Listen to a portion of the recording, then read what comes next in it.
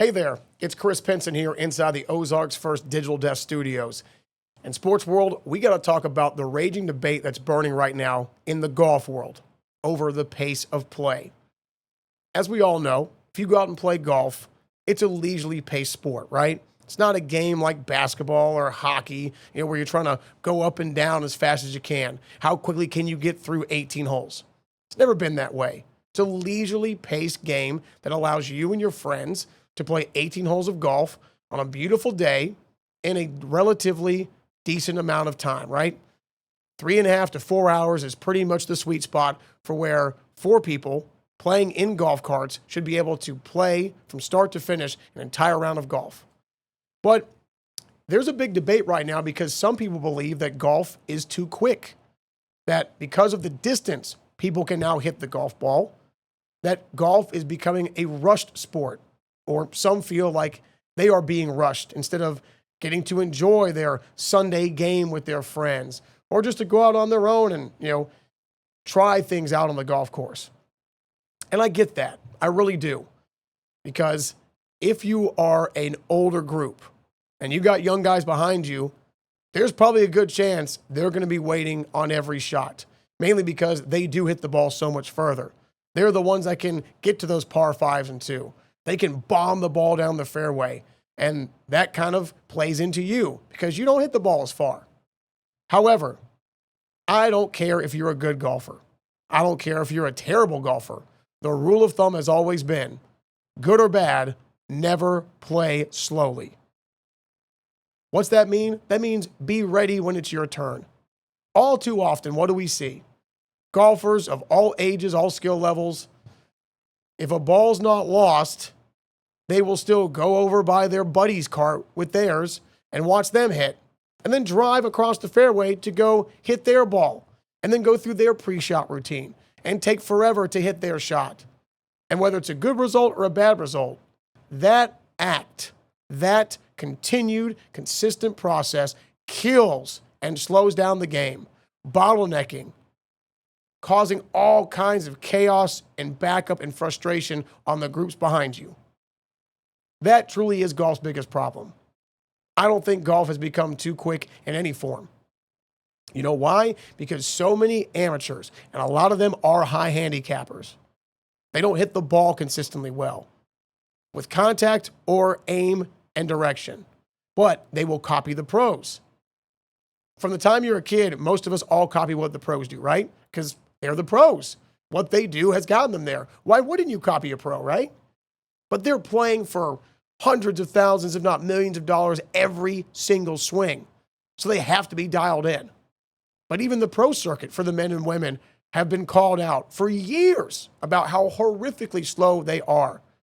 From Patrick Cantlay on the men's tour to a lot of women on the LPGA tour, right? Nelly Korda and others, the top of the game on the women's tour. They have bemoaned how bad their pace of play is on the tour. And they're walking, but they still say it should not take us as walkers 5+ hours to finish a round of 18 holes of golf under tournament money on the line conditions. So for amateurs out there that complain how fast the game is becoming or too fast it's becoming, think about this. In the summer of 2012, I was a senior at the University of Central Florida. I got to intern at the Golf Channel when it was headquartered in Orlando, Florida. And I got to intern on their morning show, The Morning Drive. And we had the great Butch Harmon come on. And, of course, Butch's resume is littered with everything, right? Multi-time major championship coach.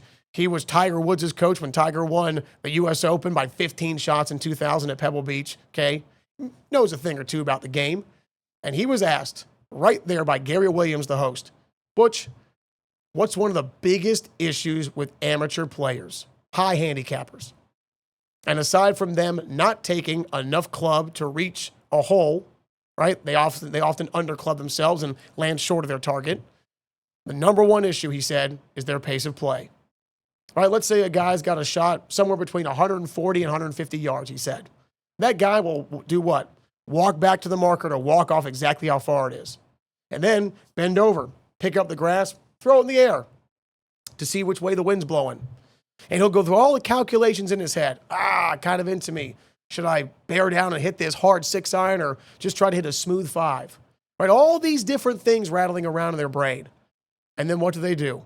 After going through all those calculations, they stand over the ball.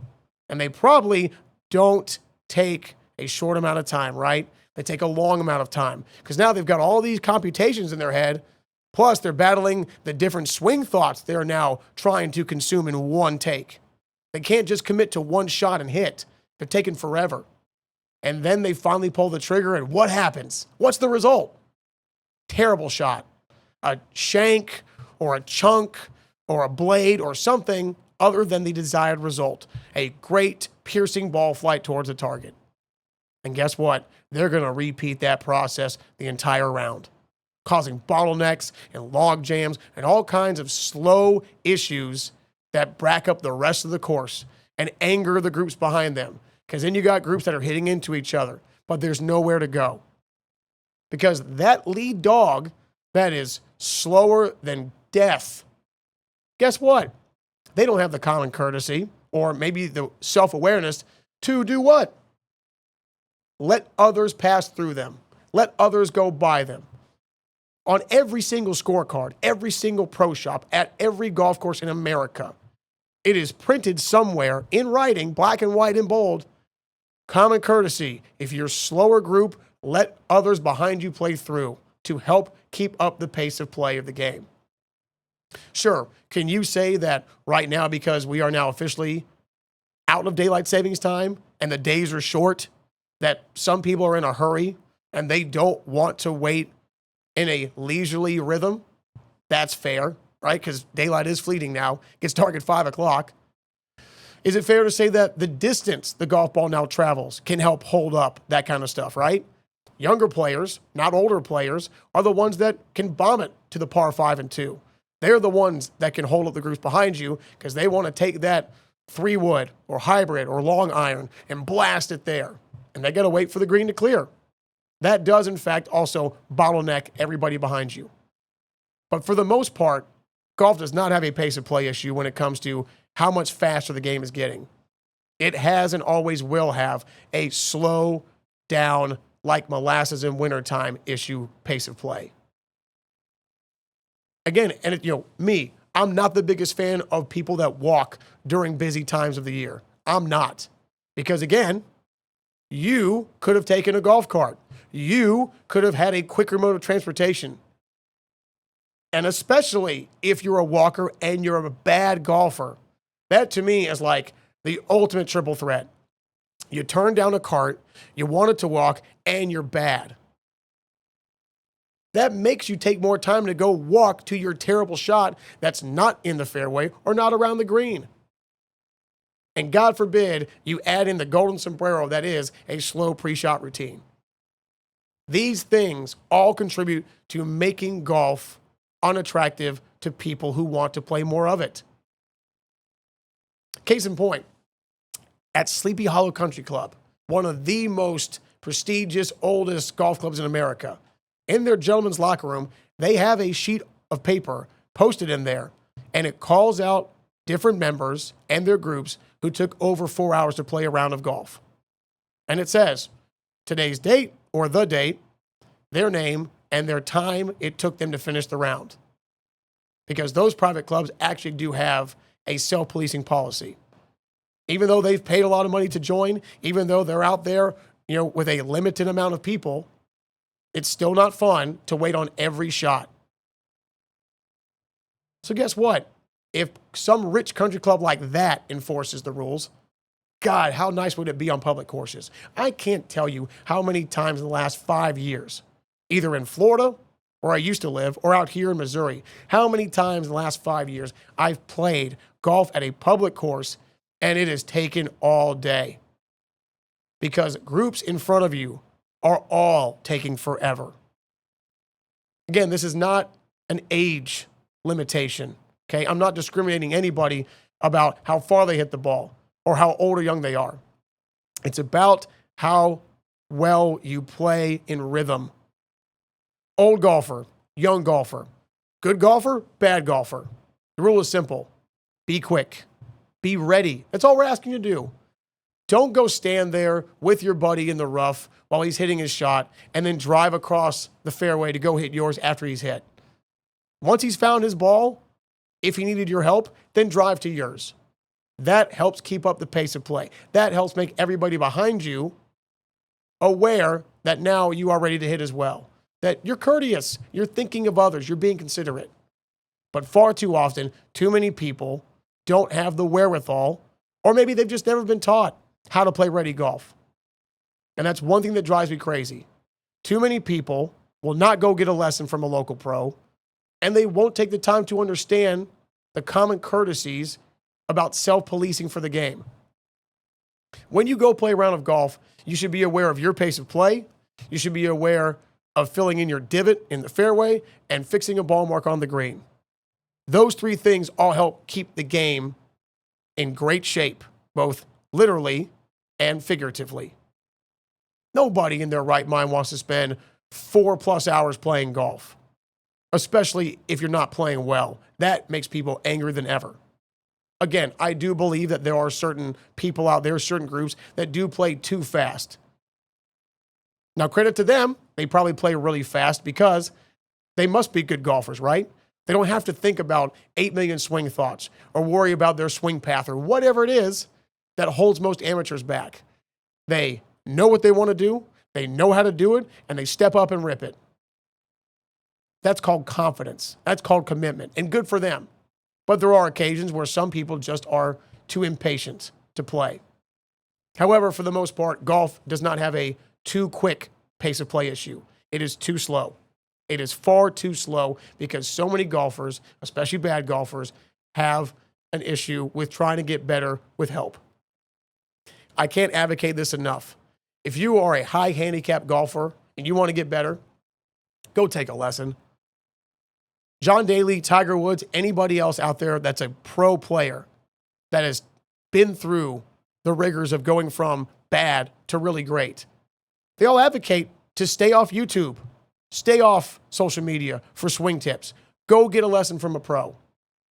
Not because they're just supporting the industry and the professionals that work in it, but because they know that for most people, it helps when you get somebody to look at your swing and your problems with a separate pair of eyes that know how to fix those things.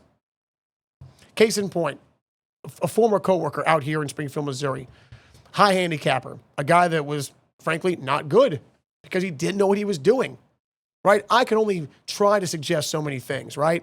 I knew a couple things of what he was working on, but I didn't really know how to fix them. And so finally, one day I said, Josh, look, man, you come out here with such high expectations like most do, and yet you become so defeated so quickly. So we developed a game plan called Focus on the Contact. So as long as he figured that every hole, if he had at least one shot with good contact, he could be satisfied by that result rather than the number on the scorecard. But eventually over time, he goes, okay, look, dude, I'm still getting frustrated because I want to put more shots together with quality contact, like anybody should. But I don't want to pay the money to go get a lesson. I said, Josh, let me ask you something. Do you not want to do it because of the cost or because you want the satisfaction of solving your problem on your own? And he goes, a little bit of both. I said, okay. I said, well, Josh, we both work in television. And the biggest disaster that can screw up our day is when there's a technological problem we can't fix, right? We can't troubleshoot. He goes, yeah, so? I said, okay, if you sat there at your computer, you could spend hours trying to diagnose an issue you don't know how to. Or you could save a lot of time, call our IT guys, and they could come in, diagnose it, troubleshoot it, and remedy that problem pretty quickly. In a lot less time than it would take us, right? He goes, yeah, so? I said, that's what a local golf pro is going to do. That's the person who you call to fix instead of wasting time and money on everything from golf balls to rounds of golf. So you'll save more golf balls and you'll spend the money happily to go play because now you know, hey, I know what I'm doing. And when you know what you're doing, you know what you do less of? Think and waste time. Those are the issues that plague most amateur golfers that then compound and become a pace of play issue. It is not a skill level issue, really. It is a lack of understanding of how to play properly. Again, you can be a terrible golfer, but if you understand that when you go out there, if you make a triple bogey or worse, and you're not even to the green yet, pick the ball up. Just say, hey guys, I'm out of shots this hole. I'm going to go to the cart, or just go on without me. Doing that shows courtesy, shows consideration. Another simple method to keep the game moving. Nobody will want to suffer a slow, torturous death, right?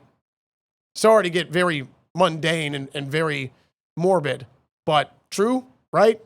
If you know you're going to pass away and you had to choose, you'd rather be over quickly than slowly, right? Same thing in golf. We don't want to take all day out here, especially in the summertime. If you live in Florida, that burning, baking sun, nothing is worse than playing golf in a hot environment. Or if you're up north and you're trying to squeeze in those last rounds before old man winter comes, nothing is worse than playing in cold, windy, or wet weather. When it's longer than molasses in wintertime coming out of a glass jar, it is unbearable and unfair to yourself, to the people behind you. So please, every golfer out there, if you're bad or good, let's keep it moving.